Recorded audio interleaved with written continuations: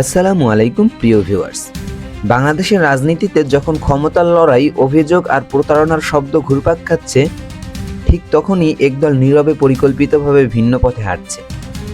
তারা ক্ষমতায় নেই, তাদের হাতে রাষ্ট্র নেই, কিন্তু আছে শিক্ষা, শৃঙ্খলা আর দীর্ঘমেয়াদী প্রস্তুতি। আজ আমরা বলবো কেন অনেকেই মনে করছে জামায়াত ইসলামী বাংলাদেশের রাজনীতিতে সবচেয়ে পরিকল্পিত দল।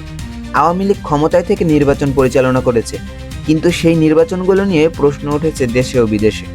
অন্যদিকে বিএনপি আন্দোলন আর নির্বাচনের মাঝে দোদুল্যমান অবস্থানে, যেখানে কখনো বর্জন, কখনো অংশগ্রহণ, ভোটারদের মধ্যে তৈরি হয়েছে অনিশ্চয়তা।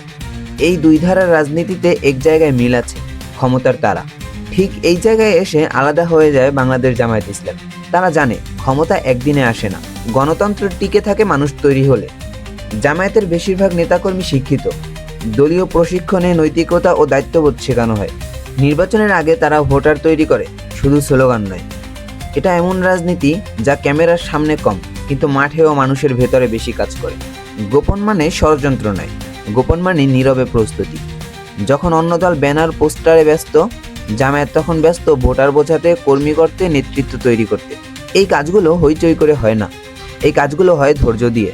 কারণ তারা কখনো ক্ষমতায় না গিয়েও সংগঠন ভাঙেনি, নেতা হারালেও আদর্শ ছাড়েনি, বিরোধিতার মাঝেও শৃঙ্খলা ধরে রেখেছে। বাংলাদেশের রাজনীতিতে এমন উদাহরণ আর নেই। অনেক বিশ্লেষকদের মতে ক্ষমতায় না থেকেও এত সংগঠিত থাকা, এটাই জামাতের সবচেয়ে বড় শক্তি। আজ তারা ক্ষমতায় নেই, কিন্তু প্রশ্ন হলো আগামী দিনে বাংলাদেশ কি এমন রাজনীতি চায় যেখানে পরিকল্পনা আছে, শিক্ষা আছে আর শৃঙ্খলা আছে?